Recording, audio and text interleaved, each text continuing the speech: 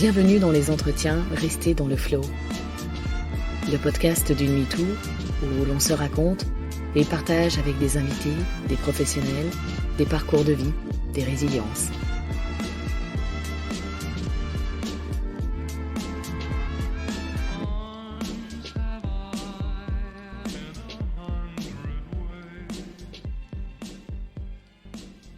Paulette, tu es une invitée un peu à part pour démarrer cette nouvelle saison de Rester dans le flow et je suis vraiment honorée que tu aies répondu oui à ma demande. Tu as 73 ans, tu vis dans la campagne environnante de Saint-Étienne depuis plus de 40 ans, dans cette maison et ce jardin où l'on se retrouve aujourd'hui. Si vous entendez les oiseaux, chère auditorice, c'est normal, la maison est nichée dans la forêt. Tu as fait toute ta carrière à Saint-Étienne, d'abord comme assistante administrative pour la sécurité sociale des mineurs, Saint-Étienne étant le plus vieux bassin minier de la France. Puis dans un second temps, grâce à tes formations au conseil conjugal et en psychologie, au sein d'une association connue sous le nom de l'École des parents et des éducateurs, l'EPE. Tu étais donc une professionnelle du lien. Des liens. Liens entre conjoints, liens entre parents et enfants, liens intergénérationnels donc, voire transgénérationnels. Et d'ailleurs, nous y reviendrons à travers ton histoire personnelle et la mienne. Nous n'avons jamais été vraiment éloignés. Je me suis toujours sentie proche de toi et tu m'as toujours soutenue. Peut-être même avons-nous été plus proches lorsque j'avais le même métier que toi. La douceur, l'écoute de l'autre, la finesse psychologique, l'indulgence, la tolérance sont, je pense, ce que tu transmets aux autres et même les kilomètres qui nous séparent de nouveau depuis 5 ans ne changent rien à tout ce que tu m'as enseigné. Paulette, j'ai constaté que la synchronicité s'était invitée à l'élaboration de notre échange. Je médite depuis 15 jours grâce à un défi qui a été lancé sur un groupe WhatsApp. Et ce qui est très drôle, c'est que depuis plus de 3 jours, date à laquelle je venais enfin de me mettre à préparer cet entretien, les exercices avant méditation portent sur la mer. Toi. Oui, parce qu'il faut que je sois claire à présent pour les auditeurs et les auditrices, en plus d'être la femme que j'ai décrite en amont, tu es aussi, et à ma grande fierté, ma mère. Bonjour Paulette. Bonjour Florence. Alors puisque je parlais de ces exercices de méditation, j'en profite pour te poser la première question. Quelle a été la plus grande douleur ou la plus grande déception de ta vie ? Maintenant, à la fin de ma vie, je me dis, mais qu'est-ce que tu as donné aux autres ? Qu'est-ce que tu as donné et tu n'as pas fait ce que tu aurais voulu faire ? Ce qui s'est passé, qui m'a permis de réaliser mon métier, c'est sûr, de soutenir beaucoup ma belle famille, ma belle-mère qui a été très malade et qui est passée au rein artificiel pendant 20 ans. Après, la sœur de mon mari qui a très souffert et qui est tombée aussi handicapée de par les opérations, etc. Et que j'ai eu en curatelle, etc. Je m'en suis occupée 27 ans. Donc, c'est vrai que j'ai volontiers donné parce que je pense que quand ma mère est revenue de l'hôpital psychiatrique, je m'en suis occupée. Donc toi, ton regret, c'est finalement de t'être occupé des autres, Oui. Mais jamais de toi ? Jamais de moi, oui. Et tu parlais du retour de ta maman. Quand ma mère est revenue... Oui, d'hôpital psychiatrique, pendant 9 ans et demi. Et tu avais quel âge ? J'avais 6 mois quand elle est partie. Elle est revenue, j'avais 10 ans. Donc tu n'as pas connu ta maman Non. de bébé quasiment et 10 ans quand elle est revenue. Lorsque je suis née, jusqu'à 2 ans et demi, nous avons été à la campagne.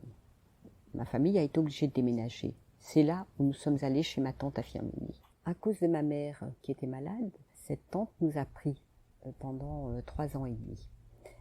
Et nous avons été très heureuses, mais malheureusement, son mari est décédé et elle avait déjà 2 grands-enfants, 2 grands garçons, donc elle n'a pas pu s'occuper de nous. Donc, nous sommes arrivés à la campagne, chez mon père, à la ferme. Et là, ça a été la chape de plomb qui est tombée, mon père qui parlait pas, à qui je voulais toujours parler, qui parlait pas. Et puis donc la pension chez les sœurs, j'avais 5 ans et demi. En plus, l'école maternelle s'appelait l'asile. Donc pas simple, même pour une petite fille comme moi, qui devait comprendre déjà des choses. Cette vie à la campagne m'a pesé parce que moi j'étais comme mon père. Quand j'étais enfant, pendant les vacances, je ne voulais jamais rester à la campagne. Donc il fallait que je sois en ville déjà pour être ailleurs. J'enviais mes amis qui partaient en camp, qui partaient en colonie, les scouts qui faisaient des camps près de chez nous, là aussi. Combien j'aurais aimé être avec eux, faire autre chose différemment, innover. Et ce qui m'a sauvée, moi justement, toute petite, du jour où j'ai su lire, j'ai toujours lu.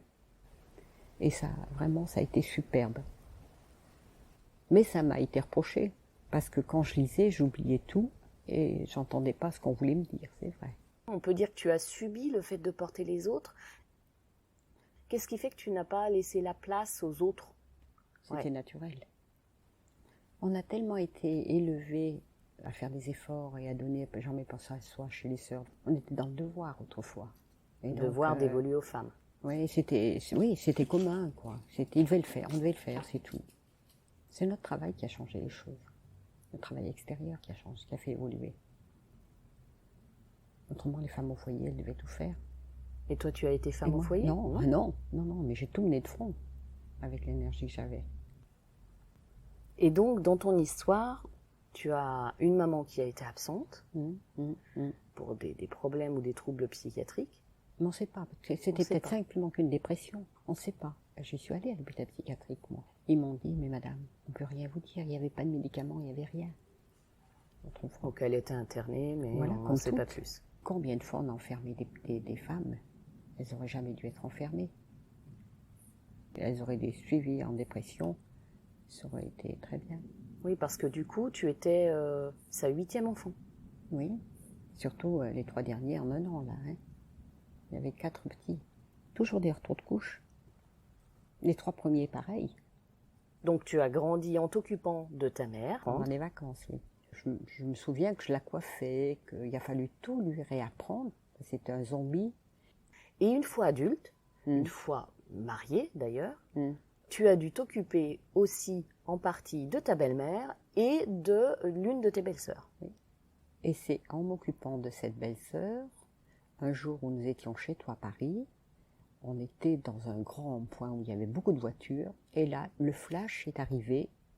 Pourquoi tu fais ça? Tu le fais parce que tu t'es occupé de ta mère. Tu reproduis quelque chose dans le soin.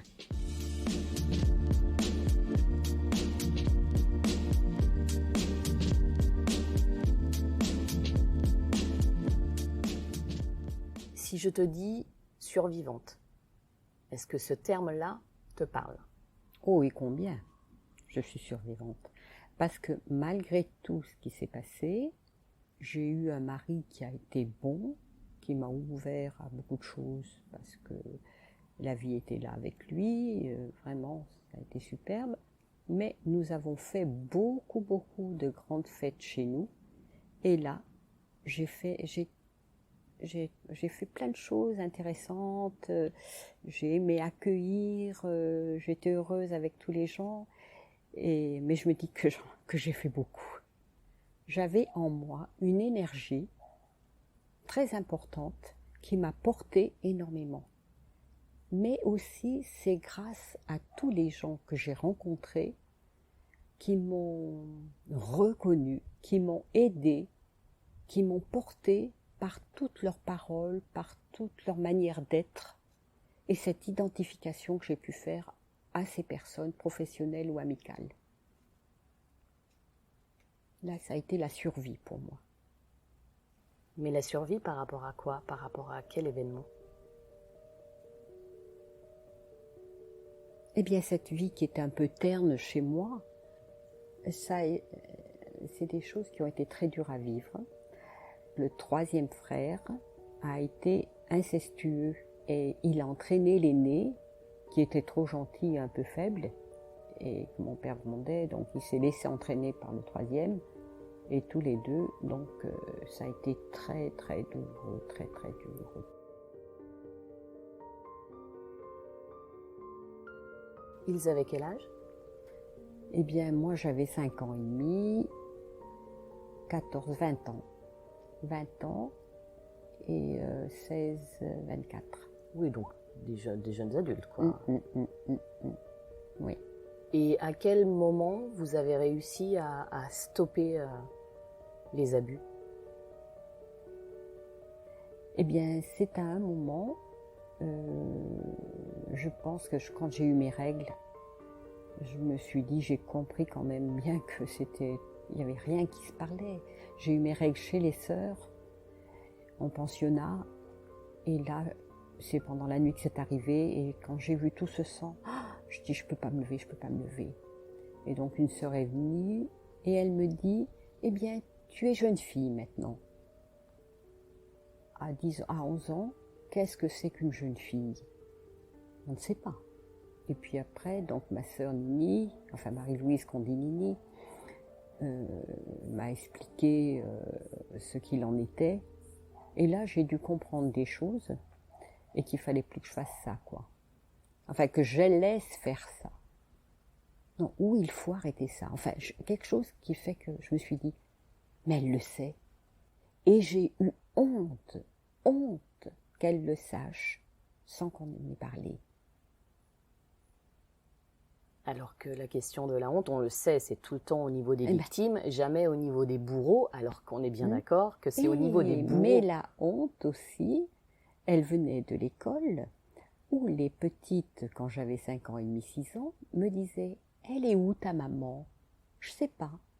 Elle est morte. Je sais pas. » Donc là aussi, la honte de ne pas savoir. Tu reliais les deux événements, pour toi, sont reliés. Oui, de cette honte que tu portes inconsciemment, mais qui te perturbe énormément, parce que tu n'es pas comme les autres. Et justement, quand je parle du pensionnat, il m'était très dur d'apprendre, et je sais que le ça, CCDIA, va avec le savoir. Comment voulez-vous que je sache les choses, puisqu'on s'interdisait d'en parler? J'ai reçu une gifle magistrale de mon père à 8 ans, parce qu'une cousine de ma maman me dit « Tu diras à ton papa que nous allons voir ta maman dimanche. » J'arrive à la maison, la bouche en cœur, je lui sais, la cousine de maman, elle m'a dit de te dire, et là, paf, une claque, et pas une parole. Oui, c'est l'incompréhension totale. Totale. Maintenant, au pensionnat, donc, pour apprendre, je reviens à ce que je disais, c'était très dur, et le soir, à l'étude, les sœurs nous faisaient réciter nos leçons. Là, tout sortait. Donc, je pensais que ça pouvait être engrangé. C'est pas le mot que j'aurais dit à cette époque. Mais le lendemain, en classe, avec une autre sœur, au moment d'être interrogée, j'étais tétanisée, rien ne sortait, parce que j'avais l'impression qu'elle me pénétrait par son regard et qu'elle voyait que j'étais sale en moi.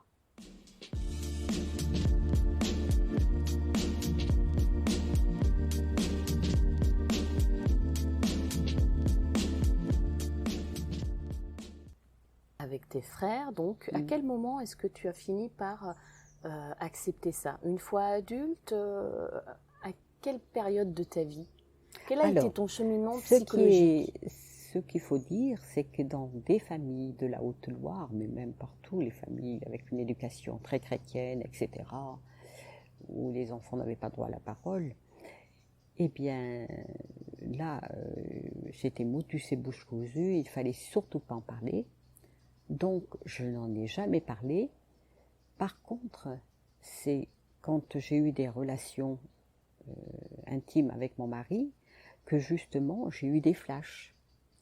Et là, j'ai pu en parler avec lui, ce qui a été bénéfique pour moi. Et donc, à ce moment-là, j'ai commencé de consulter un psy pour comprendre. Et là, ça m'a fait beaucoup de bien de pouvoir en parler à quelqu'un de bienveillant et qui accueillait cette parole sans jugement. Voilà, c'est à ce moment-là. À 20 ans? Oh, non, je devais avoir déjà 30 ans. 25, 30 Donc ans. Tu étais déjà maman? Tu avais déjà deux enfants? Oui, j'avais déjà Philippe, oui, c'est vrai. Mais même toi, oui. Oui, en effet. Du coup, ça me parle beaucoup, tout ce que tu dis là, parce que je me rends compte, et je pense que ça va parler à bien d'autres aussi, qu'on traverse quand même les mêmes étapes, même si ce ne sont pas les mêmes personnes qui ont abusé de nous, au niveau des émotions, au niveau du travail psychologique, au niveau de l'acceptation, la manière dont on se dévalue aussi, tout ce que cela provoque en nous, au niveau du manque de confiance, de l'estime de soi. On voit bien, quand on est survivante, il y a tout un travail et beaucoup de choses à mettre en place pour dépasser tout ça. Après la trentaine, après avoir entamé un travail psychologique, avoir repris les études, être devenue mère, être stable aussi sentimentalement et familialement, est-ce que tu as mis en place d'autres choses pour continuer à t'occuper de toi, à te permettre de relier le corps et l'esprit? Parce que, est-ce que tu estimes qu'il y avait un décalage entre ton corps et ton esprit d'ailleurs, dû à ce que tu avais subi enfant? J'ai travaillé jusqu'à 67 ans à Loire Prévention Suicide, où je faisais des entretiens professionnels. Lorsque je suis revenue à la maison, eh bien, d'être dans la tête de Gamberger, de moulin qui tourne, c'est à ce moment-là que je suis allée faire d'abord de l'art-thérapie, qui a été très intéressante. Et là, j'ai fait une croix en terre, avec la terre d'ici, l'argile, que j'ai toute rayée, que j'ai donnée donc à mon frère aîné, que j'ai envoyé en lui disant tout ce que j'avais souffert à cause de lui. À plus de 70 ans, non, entre 67 et 70 ans. Tu as envoyé une réalisation qui symbolisait ce que t'avais fait subir tes frères. Tu as envoyé cela au plus jeune des frères qui a abusé de toi. Non, le premier, l'aîné. Ah, à l'aîné, d'accord. C'est mon parrain. Oui.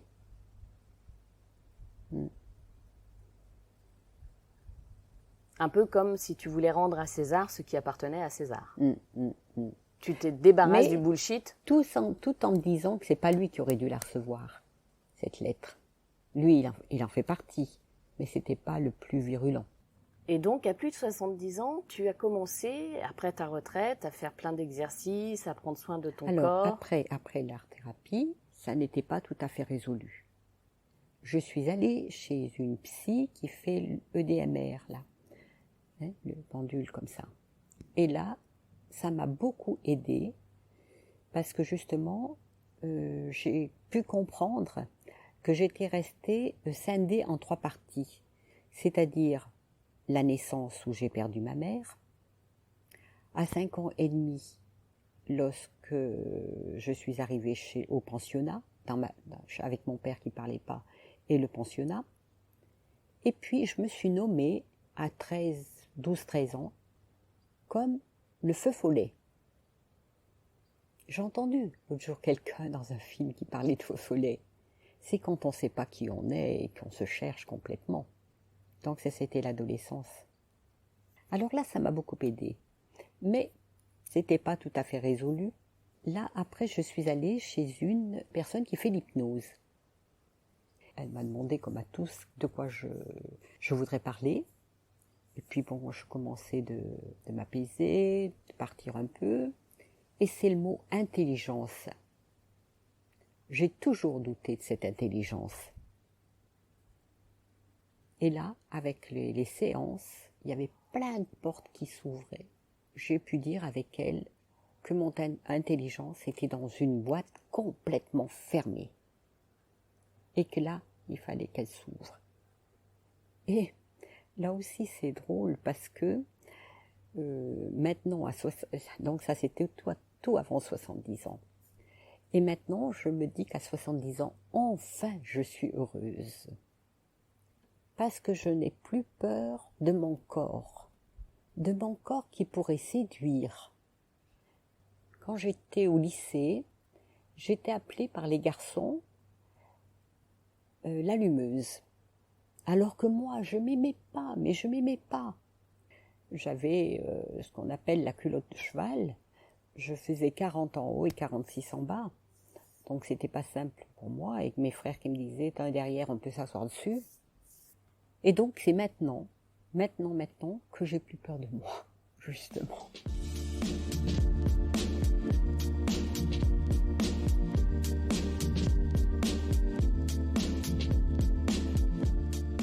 Au niveau transgénérationnel, comment tu as vécu en tant que maman le fait que je t'apprenne que moi aussi j'avais été violée? Parce que je me souviens très bien le moment où je te l'ai appris officiellement, on va dire. Nous étions dans la voiture, dans ta voiture, toutes les deux.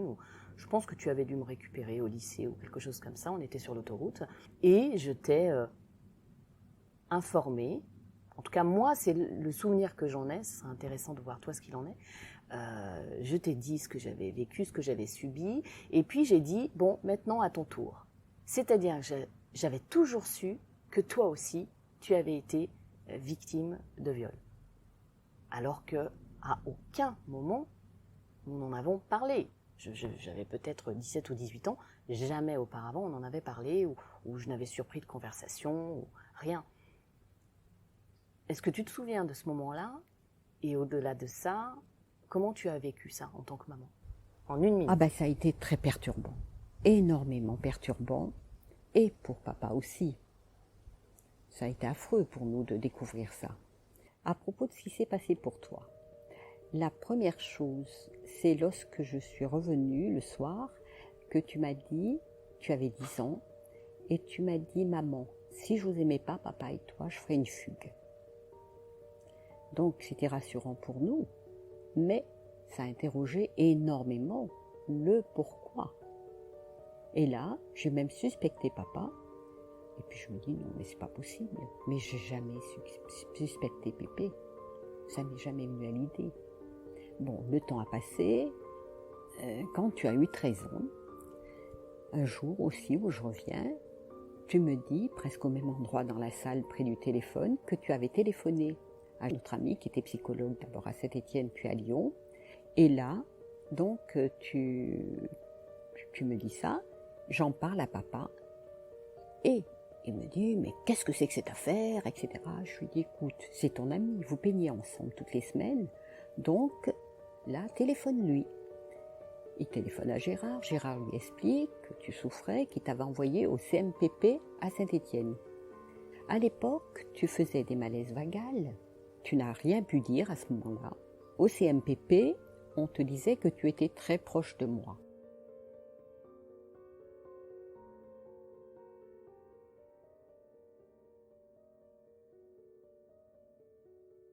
Et qu'est-ce que tu pourrais conseiller à toutes ces femmes, ces jeunes femmes, voire ces jeunes filles qui ont été abusées, qui ont vécu le viol ou l'inceste, pour qu'elles aient de nouveau confiance en elles, pour qu'elles puissent continuer sur un chemin de résilience?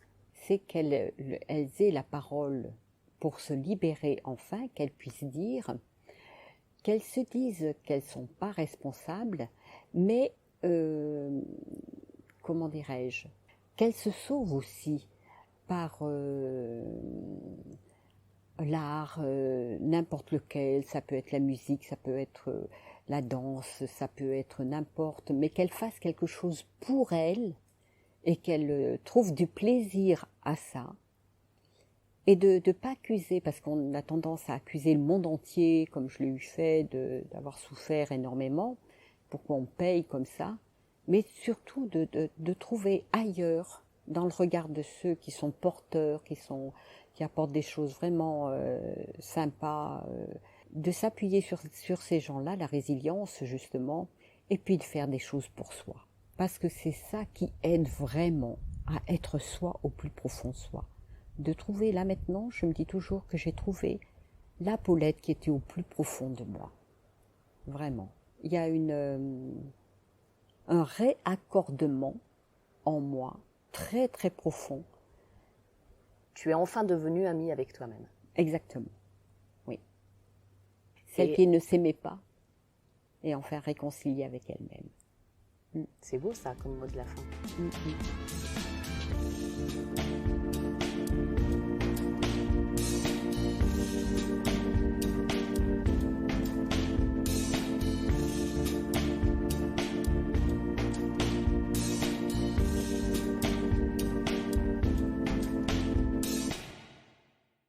Vous souhaitez m'encourager à continuer ce podcast? Alors n'hésitez plus.